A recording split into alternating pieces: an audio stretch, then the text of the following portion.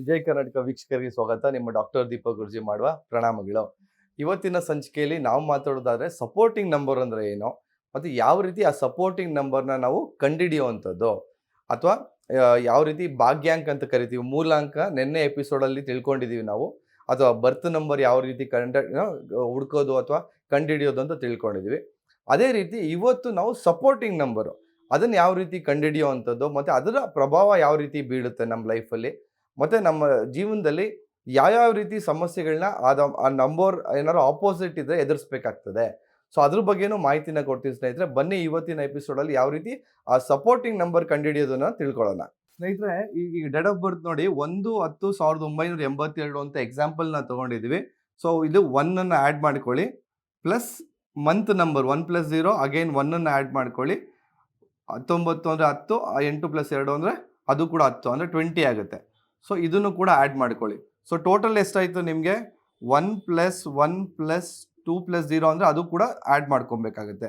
So total 4 ಬಂತು.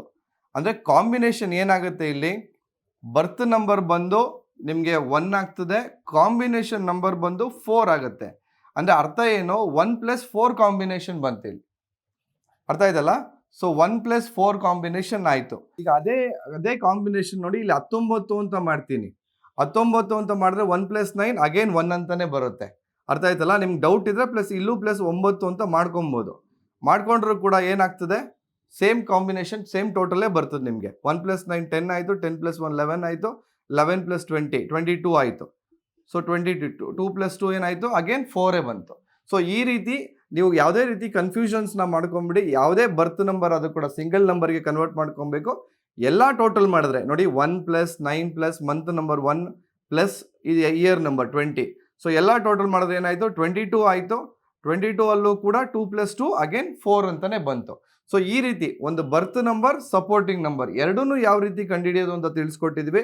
ಈಗ combination ಯಾವ್ದು ಬಂತು, ಈಗ ಈ ಡೇಟ್ ಆಫ್ ಬರ್ತ್ 19/10/1982 ಇಸ್ವಿಯವ್ರಿಗೆ ಯಾವ ಕಾಂಬಿನೇಷನ್ ಅರ್ಥ, ಬರ್ತ್ ನಂಬರ್ 1 ಆಯಿತು, ಕಾಂಬಿನೇಷನ್ ನಂಬರ್ ಬಂದು 4 ಆಯಿತು. ಸೊ 1 and 4 ಕಾಂಬಿನೇಷನ್ ಇದು ಕನ್ಫರ್ಮ್ ಆಯಿತು.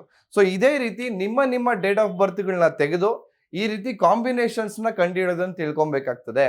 ಸೊ ನೆಕ್ಸ್ಟ್ ಯಾವ ರೀತಿ ಪ್ರಿಡಿಕ್ಷನ್ಸ್ನ ಮಾಡ್ಬೋದು ಅಂತಂದರೆ, ಈ 1 and 4 ಕಾಂಬಿನೇಷನ್ ಇದ್ದರೆ ಯಾವ ರೀತಿ ಬೆನಿಫಿಟ್ ಬರ್ತದೆ ಅವ್ರ ಲೈಫಲ್ಲಿ, ಅವ್ರ ಜೀವನದಲ್ಲಿ ಯಾವ ರೀತಿ ಪ್ರತಿಫಲವನ್ನು ಕೊಡುತ್ತೆ. ನೋಡಿ, ಬರ್ತ್ ನಂಬರಲ್ಲಿ ಏನಾಗುತ್ತೆ ಅಂದರೆ ಅವರ ಕ್ಯಾರೆಕ್ಟರಿಟಿಕ್ಸ್, ಅಂದರೆ ಅವರ ಯಾವ ರೀತಿ ಸ್ವಭಾವ ಇರುತ್ತೆ ಅನ್ನೋದಕ್ಕೆ ಒತ್ತು ಕೊಡುತ್ತೆ. ಅದೇ ಸಪೋರ್ಟಿಂಗ್ ನಂಬರ್ ಏನು ಮಾಡುತ್ತೆ ಅಂದರೆ ಅವ್ರು ಯಾವ ಪ್ರೊಫೆಷನಲ್ಲಿ ಬರ್ತಾರೆ, ಯಾವ ಪ್ರೊಫೆಷನ್ನು ಆ ನಂಬರಿಂದ ಯಾವುದು ಸೂಚಿಸುತ್ತೆ ಅದನ್ನು ಕಂಡುಹಿಡಿಬೋದು. ಅಂದರೆ ನೋಡಿ, 1 and 4 ಕಾಂಬಿನೇಷನ್ ಅಂತ ಬಂತು. ಒಂದು ಎಕ್ಸಾಂಪಲ್ ಕೊಡ್ತೀನಿ.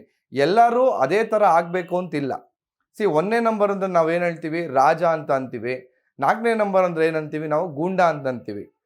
1ನೇ ನಂಬರ್ ಅಂದರೆ ಯಾರು, ಲೀಡರ್ ಆಗ್ತಾರೆ, ಲೀಡರ್ಶಿಪ್ ಕ್ವಾಲಿಟೀಸ್ ಬರ್ತದೆ, ಗೌರ್ಮೆಂಟ್ ಎಂಪ್ಲಾಯಿ ಅಂತ ಬರುತ್ತೆ. 4ನೇ ನಂಬರ್ ಅಂದರೆ ಏನು, ಗೂಂಡಾ ಕ್ಯಾರೆಕ್ಟರ್ ಅಂತ ಹೇಳಿದ್ವಿ. ಅಂದರೆ ಇಲ್ಲಿ ಒಂಥರ ರಾಬಿನ್ ಹುಡ್ ಕ್ಯಾರೆಕ್ಟರು.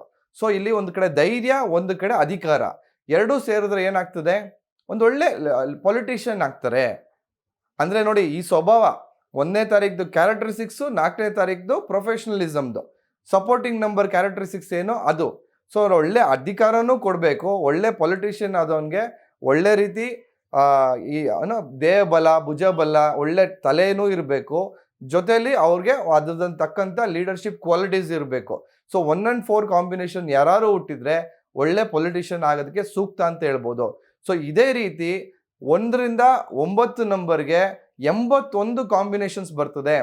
ಮುಂದಿನ ದಿನಗಳಲ್ಲಿ 1ರಿಂದ 81 ಕಾಂಬಿನೇಷನ್ಸ್ ಬಗ್ಗೆನೂ ನಾವು ಡಿಸ್ಕಸ್ ಮಾಡೋಣ ಸ್ನೇಹಿತರೆ. ಇವತ್ತಿನ ಎಪಿಸೋಡಲ್ಲಿ ತುಂಬಾ ಸಿಂಪಲ್ ರೀತಿಯಲ್ಲಿ ನಿಮಗೆ ಬರ್ತ್ ನಂಬರ್ ಅಂದರೆ ಏನೋ, ಸಪೋರ್ಟಿಂಗ್ ನಂಬರ್ ಅಂದರೆ ಏನೋ, ಯಾವ ರೀತಿ ಬೆನಿಫಿಟ್ನ ಕೊಡುತ್ತೆ ಅನ್ನೋದನ್ನು ಮಾತ್ರ ತಿಳಿಸ್ಕೊಟ್ಟಿದ್ದೀನಿ. ಸೊ ಈ ಮುಂದಿನ ಸಂಚಿಕೆಗಳನ್ನ ನೋಡ್ತಾ ಇರಿ. ಅದಾದಮೇಲೆ ನೆಕ್ಸ್ಟ್ ಎಪಿಸೋಡಲ್ಲಿ ಮಿಸ್ಸಿಂಗ್ ನಂಬರ್ಸ್ ಅಂದರೆ ಏನೋ, ಮಿಸ್ಸಿಂಗ್ ನಂಬರ್ಸ್ನ ಯಾವ ರೀತಿ ಕಂಡುಹಿಡಿಯೋದು ಅನ್ನೋದನ್ನ ತಿಳಿಸ್ಕೊಡ್ತೀನಿ, ಬನ್ನಿ ಸ್ನೇಹಿತರೆ. ಸೊ ಇವತ್ತಿನ ಎಪಿಸೋಡ್ ಕೂಡ ತುಂಬಾ ಇಂಟ್ರೆಸ್ಟಿಂಗ್ ಆಗಿತ್ತು ಅಂತ ಭಾವಿಸ್ಕೊಂಡಿದ್ದೀನಿ. ಸಾಕಷ್ಟು ಜನರೊಂದಿಗೆ ವಿಷಯಗಳನ್ನ ಶೇರ್ ಮಾಡ್ತಾ ಬನ್ನಿ ಅಂತ ಹೇಳ್ತಾ ಇವತ್ತಿನ ಸಂಚಿಕೆ ಮುಗಿಸ್ತಾ ಇದ್ದೀನಿ.